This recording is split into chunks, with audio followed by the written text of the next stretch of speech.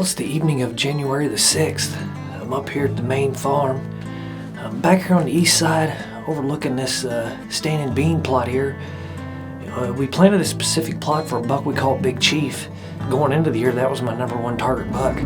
And we had 0 pictures of him and still haven't had any pictures of him, but I did have an encounter with him back on November the 5th and still nothing of him. But like I said, this is where he always liked to hang out late season, so that's kind of who we're in here after tonight. There's a management 8-pointer that if he presents me a shot, I'm going to take it. We've got, we've had a high of about 11 today, and it's blowing 15 to 20 miles an hour out of the northwest, so it's a brisk one out there. We're going to get settled in here, and we should be in for a pretty good evening here.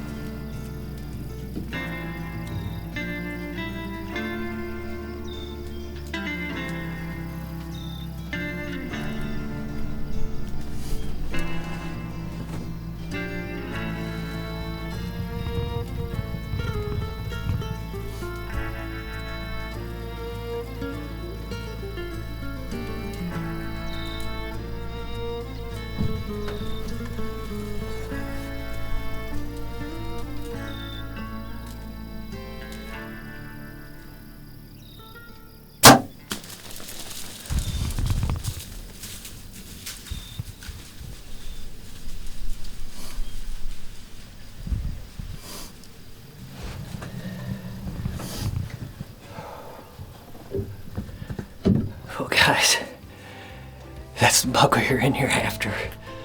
That's that management 8-pointer that me and Tyler discussed. If he'd got into range this late season, we'd go ahead and take him out of the herd. And I was just sitting here filming these other deer, and I look over to the left, and he was already in the field here before I knew it. So, and then I was scrambling to get the window open and everything, but I think I put a pretty good hit on him. But it's been a long season, that's for sure. So we're gonna give him time here. I'm gonna give Tyler a call, and he's gonna come up here and give me a hand. So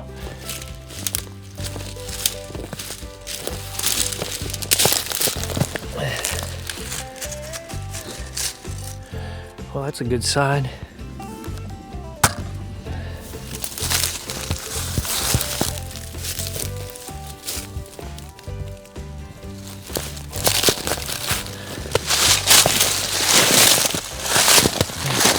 There he is, boys.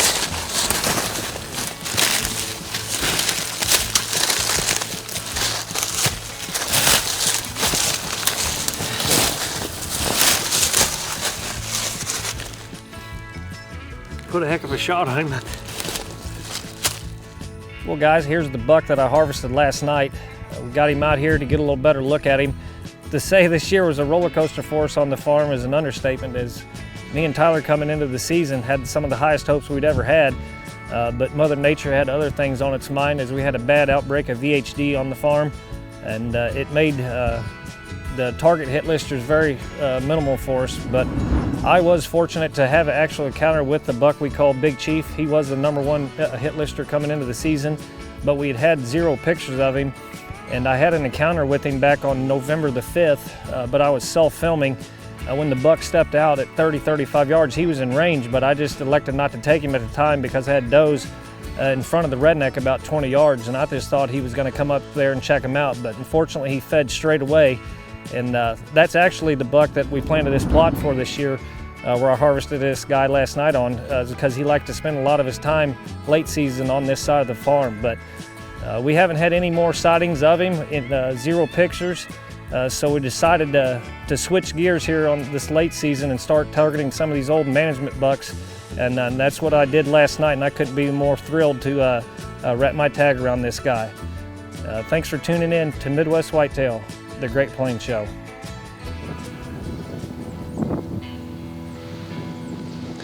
Well, good evening, guys.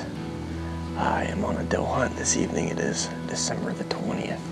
I sat in here yesterday morning and saw 10 does. It was crazy that none of them made their way by the tree. They were all kind of working west and just didn't come my way. So I'm hoping I'm in here this evening, hoping that they'll be working east to the food. So it should be a fun little hunt this evening, knowing my dad's just a little bit farther down the ridge, and hopefully we can get some does down.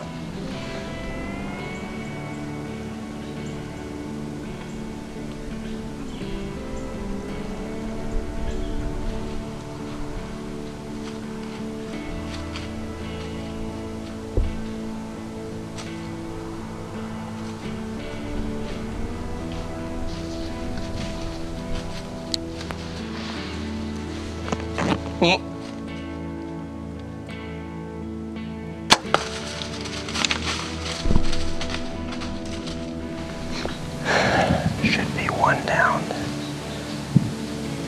I haven't heard her crash or anything, but I think I hit her pretty well, so I'm gonna keep quiet, see if I can get another.